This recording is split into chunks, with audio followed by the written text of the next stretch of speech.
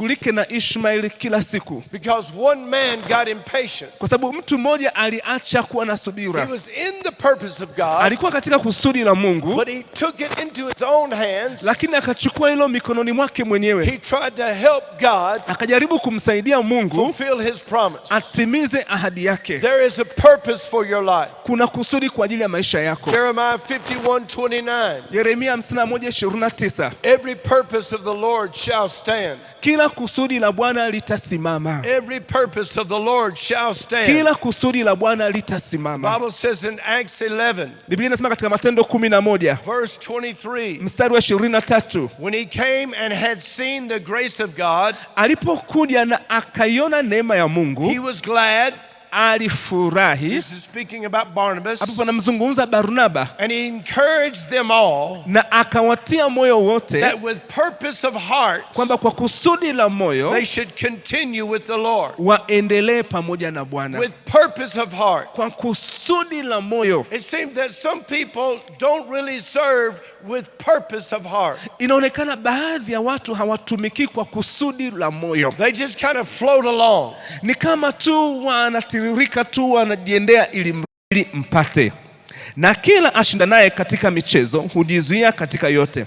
Basi hao hufanya hivyo kusudi wapokee taji iharibikayo, bali sisi tupokee taji isiyoharibika. Hata mimi napiga mbio vivyo hivyo, si kama asitaye, napigana ngumi vivyo hivyo, si kama apigaye hewa, bali na utesa mwili wangu na kutumikisha, isiwe nikiisha kuwahubiri wengine, mwenyewe niwe mtu wa kukataliwa. Verse 26, therefore I run. Mstari wa 26, in this way. Basi napiga mbio vivyo hivyo. Not with uncertainty. Si kwa kusita. Now I like to do many different kinds of studies. Mimi napenda kufanya aina nyingi tofauti za utafiti. I like to research. Interesting. Na ilipendezea sana. Because they thought the secret would be in their diet and exercise. Kwa sababu walifikiri kwamba siri itakuwa ni katika lishe yao na mazoezi. But when they studied the people, walipowatafiti hawa watu, they found that many of them had bad habits. Wakakuta wengi wao walikuwa na mazoea mabaya. Some of them they ate good food, but some of them didn't. Walikula vyakula vizuri, wengine hawakula vyakula vizuri. Some of them drank alcohol and some of them didn't. Wengine walikunywa pombe, wengine hawakunywa pombe. So they tried to find what do they have in common. Kwa wakajaribu kupata kuelewa wana kitu gani ambacho kinafanana. At the end of the thing, mwishoni mwa hilo jambo, this is what they discovered. Wakagundua hili hapa. People that live a long time, watu walioishi muda mrefu, don't worry about anything. Hawana hofu na jambo lolote. They just don't worry. Hawana wasiwasi tu. They're carefree. Hawajali, hawana masumbufu. First, in an orchestra they have ranks of musicians, and the first chair is the most talented person. Sasa yeye alipiga katika kitu kama bendi hivi, alafu yule mtu ambaye ana kipawa nambari moja walikuwa wanamfanya anaketi kwenye kiti namba moja, kiti cha kwanza. And he was 92 years old. Alikuwa na miaka 92. Yeye alipiga violin. And he was famous in New York. Na alikuwa maarufu New York. So this young man wanted to interview him. Kwa huyo kijana akataka kumhoji. But the old man kept refusing. Lakini huyu mzee akaendelea tu kumkatalia. He said, "Why won't you let me interview you?" Akasema, kwa nini au niruhusu nikuhoji? I'm going to put your story in the paper. Nataka niweke hadithi yako kwenye gazeti. And the young man would not give up. Kijana huyo akawa hakati tamaa. So finally one day the old man said, "Okay."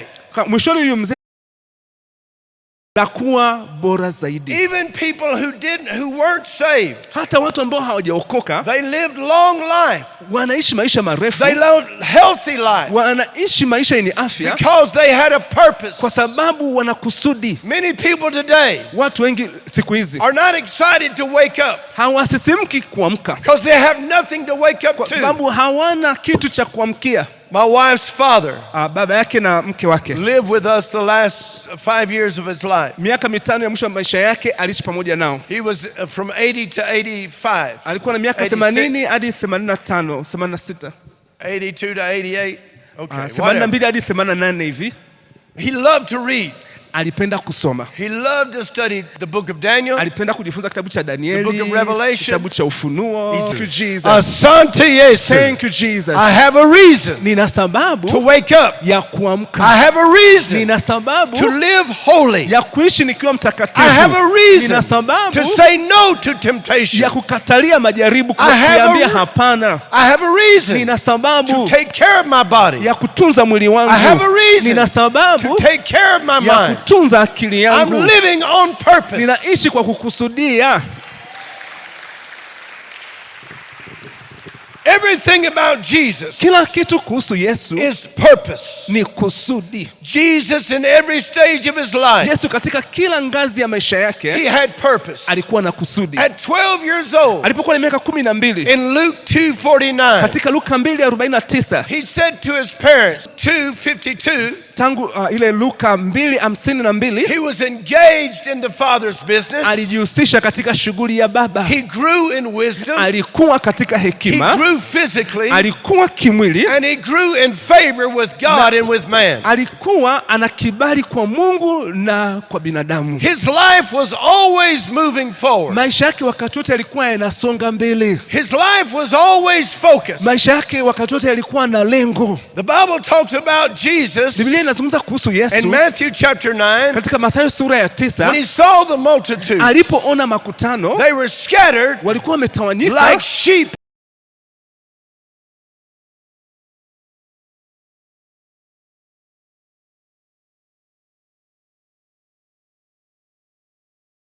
David said, Daudi akasema, you were there in the womb, ulikuwepo pale tumboni forming me, ukinifanya all of my parts. sehemu zangu zote. You saw me, Uliniona, you were there with me, ulikuwepo pale pamoja na and mimi, you wrote down all of my days na siku zangu zote umeziandika in a book katika kitabu, before I ever lived one of those days. hata kabla sijaishi hata moja ya hizo siku. It's a life of purpose.